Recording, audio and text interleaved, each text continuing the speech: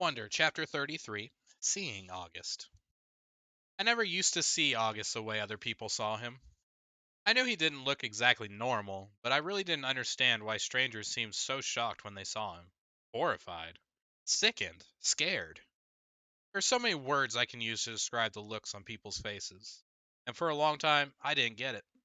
I just get mad. Mad when they stared. Mad when they looked away. What the heck are you looking at? I'd say to people, even grown ups. Then, when I was about 11, I went to stay with Grands in Montauk for a few weeks while August was having his big jaw surgery. This was the longest I'd ever been away from home, and I have to say it was so amazing to suddenly be free of all that stuff that made me so mad. No one stared at Grands and me when we went to town to buy groceries. No one pointed at us. No one even noticed us. Grands was one of those grandmothers who do everything for their grandkids.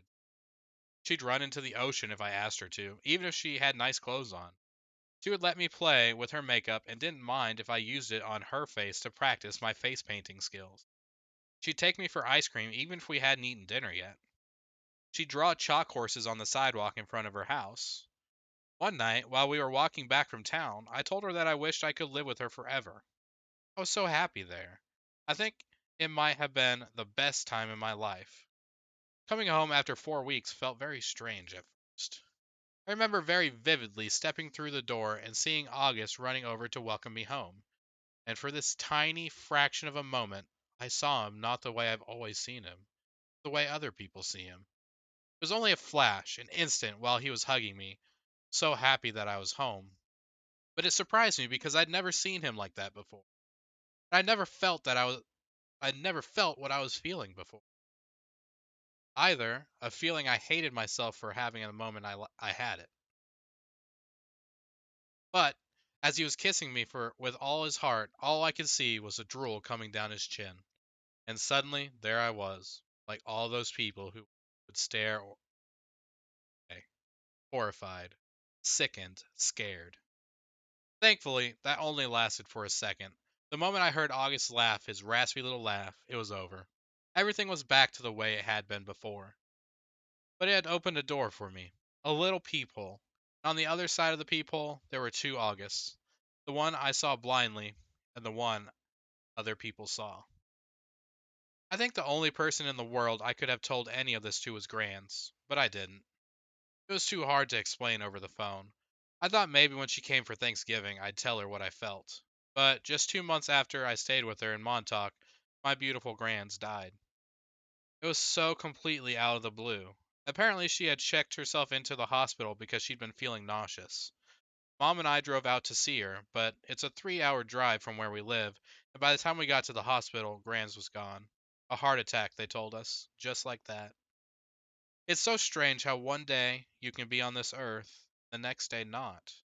Where did she go? Will I really ever see her again? Or is this just a fairy tale? You see movies and TV shows where people receive horrible news in hospitals. But for us, with all our many trips to the hospital with August, there had always been good outcomes. What I remember the most from the day Grands died is Mom literally crumpling to the floor in slow, heaving sobs, holding her stomach like someone had just punched her.